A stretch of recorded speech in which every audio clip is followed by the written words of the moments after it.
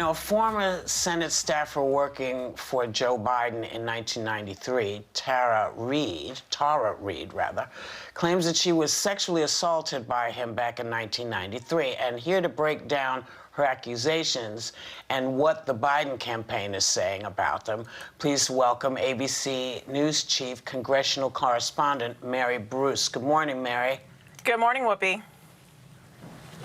So the accusations stem from Tara Reade, who in 1993 was a staffer, an assistant in Biden's Senate office, and she has these allegations that she's alleging. So tell us what happened.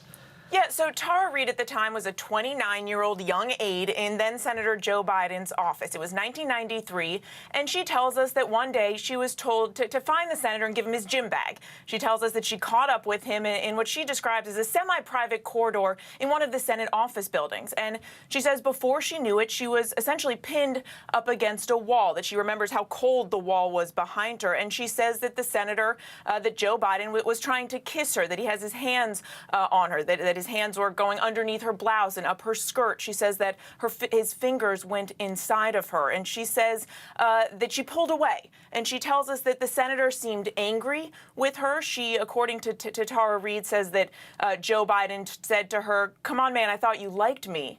And she says that she was shocked, and she tells us that she was concerned about what it might mean for her future. In fact, Whoopi, she tells us that she ultimately was forced out of her job, she feels, because of this incident. Joy? So after the incident, she says she complained to the Senate office. What did she say happened at that point?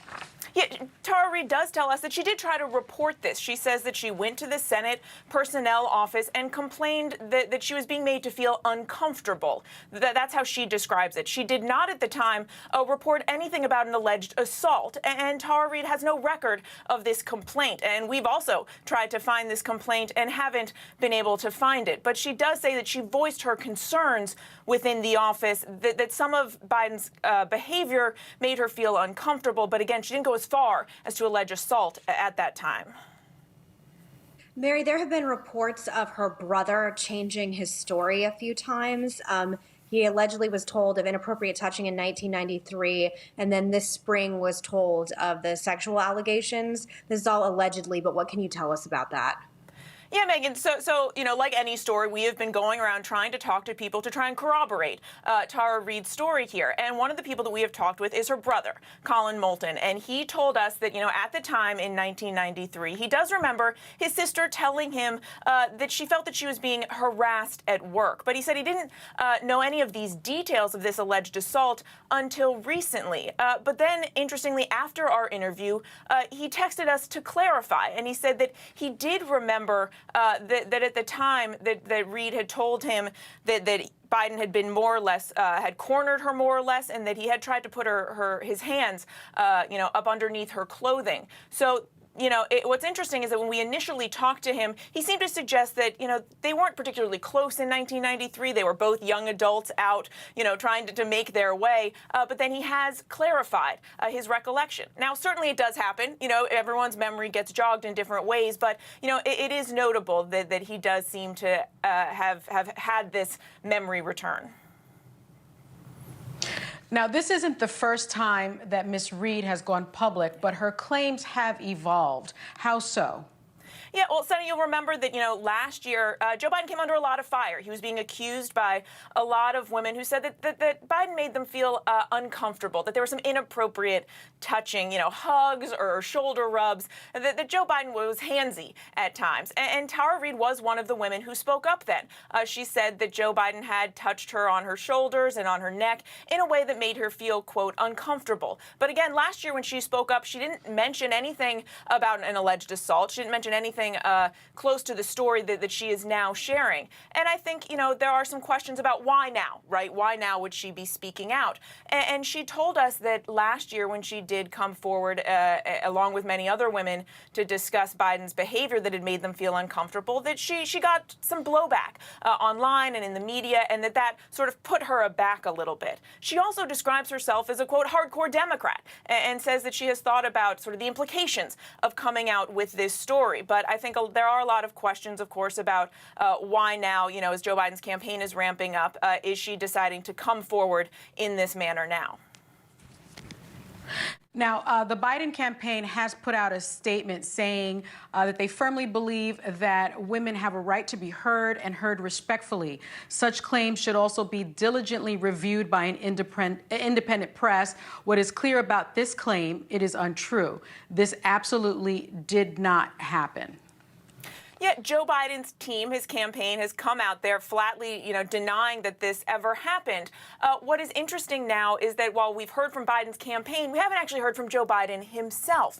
Now, like so many others, he is at home socially distancing. The campaign trail has effectively come to a halt. So Joe Biden hasn't been facing, the barrage of daily reporter questions like he normally would if we were all out on the campaign trail. But now he is facing a lot of growing pressure to come out and speak out himself, to tell his side of the story, especially because, Joe Biden really prides himself on being an advocate for women. And we have heard a lot of his political allies, a lot of women coming out and supporting Joe Biden, saying, that they stand with him. But there is a lot of growing pressure now for the candidate himself to come out and tell his side of this story. Now, let me ask you this. ABC did speak to a few people close to Ms. Reade who corroborated her story. Who did you speak to, and what did they tell you?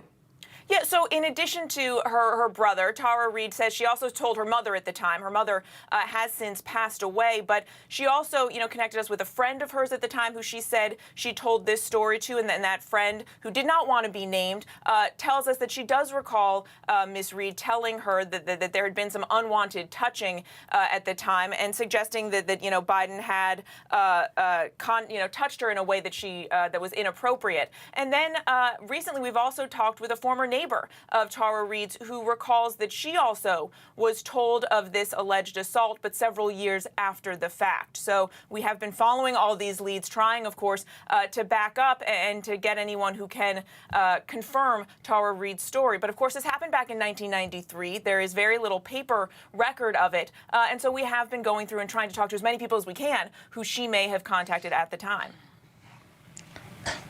So this accuser says that she is a, quote, hardcore Democrat and that she is not playing politics. But her story is now being used by the Trump campaign. So let's not forget that Trump has been accused by multiple women, over 15, of sexual assault, which he denies, of course. So how is this going to impact the election, do you think?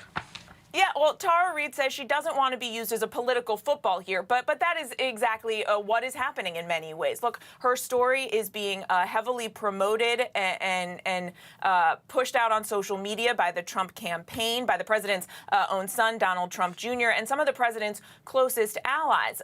Of course, as you mentioned, Donald Trump himself has been accused by more than 17 women of inappropriate sexual behavior, including assault and rape. And it is interesting that while we haven't heard from Joe Biden on this, we also haven't heard the president himself come out and comment on this either. I think so much of how this impacts the campaign, how this plays out going forward, will really depend on how the candidates themselves deal with this issue in the coming days and weeks.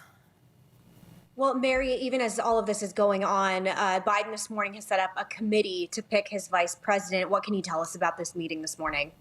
Yeah, his campaign is now entering that next phase. He is now one step closer to choosing his vice president. His campaign has now announced the 4 co-chairs that will be on this committee to vet his vice presidential pick. And Joe Biden, of course, has promised that he will be choosing a woman. We know he's been in contact with some of the potential contenders. We've heard that he's been out speaking with Senator Amy Klobuchar. He's been in close touch with Michigan Governor Gretchen Whitmer as she tackles this crisis. Of course, many of these are his former rivals, like Senators Kamala Harris and Elizabeth Warren. They have both been out on the virtual campaign trail supporting Joe Biden. And of course, former Georgia governor candidate Stacey Abrams. She's actually taking things a step further. She's been actively campaigning to be Joe Biden's vice president. Now that he has this official committee in place, he has hinted that he could announce his pick sometime in June, possibly.